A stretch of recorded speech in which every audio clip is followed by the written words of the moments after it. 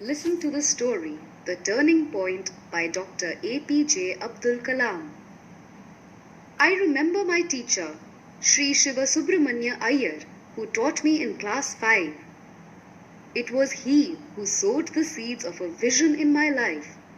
He was a very good teacher and all of us loved to attend his class.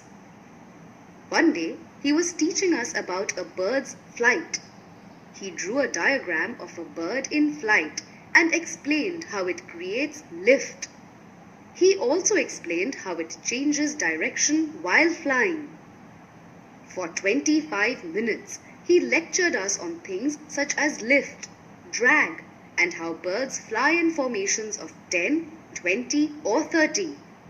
At the end of the class, he wanted to know whether we had understood how a bird flies. I said I had not understood. When I said this, he asked whether the others had understood or not. Many students said that they too had not understood. Our teacher was really concerned about this, but he did not get upset by our response. He wanted us to understand the principles of flight, so he said that he would take all of us to the seashore. That evening, the whole class was on the beach.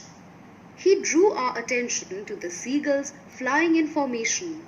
There were about 20 of them. It was a marvelous formation of birds with a purpose, and we were all amazed as we began to recall what we had heard that morning. The teacher then asked us to look at the birds' wings, how they flapped to generate lift. He asked us to look at the tail and the combination of flapping wings and twisting tail. We looked closely and found that the birds in that position could fly in the direction they wanted to. Then he asked us a question. Can you tell me where the bird's engine is and how it is powered? We knew the answer to that question. All the aspects of the principles of flight became clear to us within the next 15 minutes. We understood clearly the dynamics of a bird's flight with the practical example of it in front of our eyes. Our teacher was the greatest. He had given us a lesson in theory as well as in practice.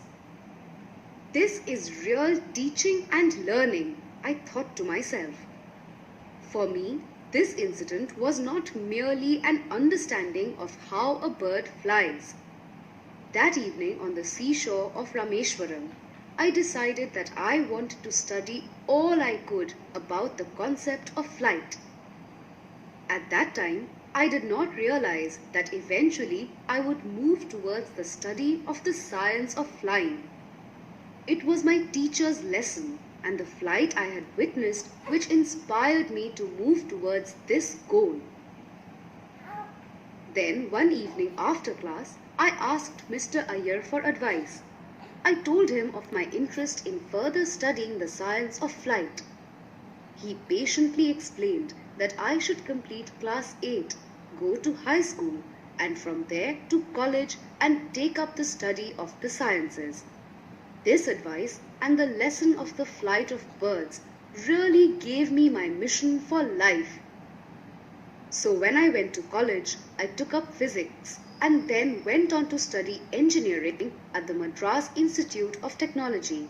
There I took up aeronautical engineering. My life was transformed.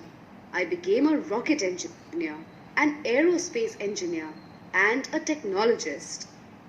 This memory of my teacher encouraging me to ask questions and then showing real-life examples to aid my comprehension remained with me all my life.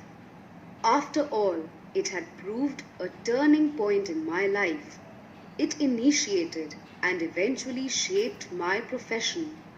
Sri Shiva Subramanya Iyer was the catalyst who ignited our young minds by allowing us to ask questions and then answering them till we achieved complete understanding.